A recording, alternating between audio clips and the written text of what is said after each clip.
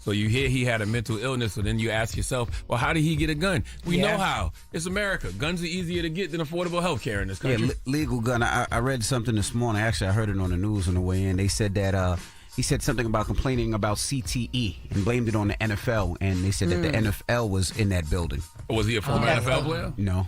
Oh. No, he was not. He was a high school football player, though, so maybe he had big dreams. So Tish went on to say that the gunman's car contained a rifle case with rounds, a loaded revolver, ammunition, and magazines.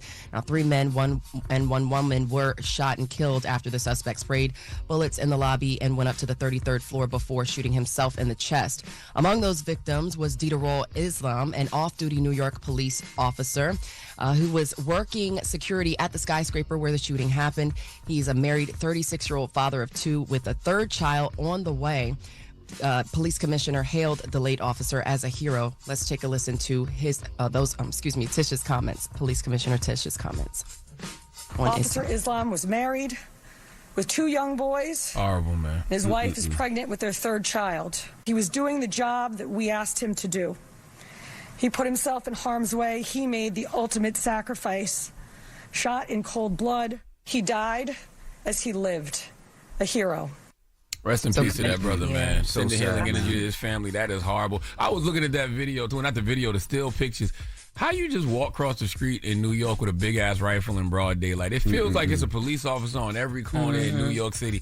No cops were on the corner and saw that happening? Like a guy just walking across the street with this big-ass rifle? He parked his car right in the front and got out and started walking, which is crazy. That's insane. That's crazy. So apparently that officer, the officer Islam, he was the first to essentially, see him, and because he saw him walking towards that building, and once he entered that building, he engaged with that shooter. So Tish did go on to extend sympathy to the victims and their families, in addition to the NYPD officers who lost a brother.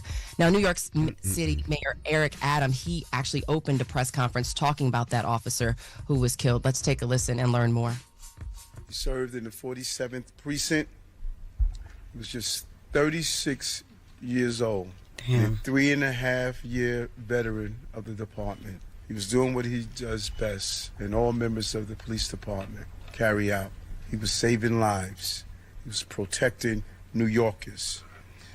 He's an immigrant from Bangladesh, and he loved this city, and everyone we spoke with stated he was a person of faith. Yeah.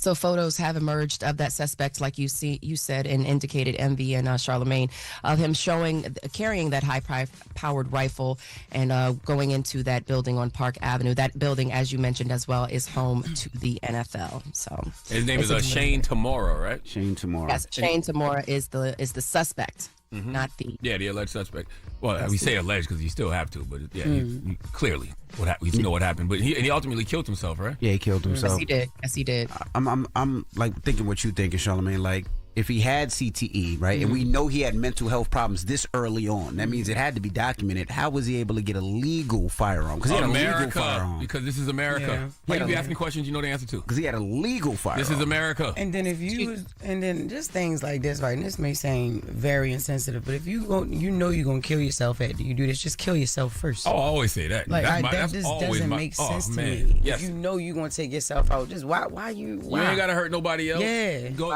start with yourself. If you start with yourself, then innocent people will not be killed. Start with yourself. Yeah. That's right. I feel the same exact so damn sad. way. Yeah. I'm not encouraging it. But I'm saying if you get to that point where you feel like you want to go out and you feel like you got to take a bunch of other people with you, no. Right. Do us all a favor and start with yourself, please. All right.